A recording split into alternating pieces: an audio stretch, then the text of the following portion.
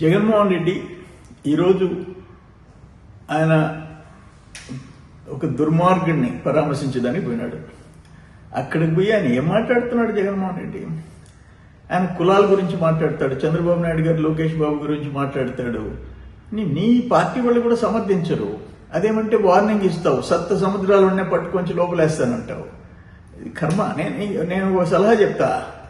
ఇప్పుడు ఈయన పోయి చూసి వచ్చావు, ఒక మనిషి అనే వాడు చేయని దుర్మార్గాలు చేసిన వాడిని జైలుకి పోయి పరామర్శించావు.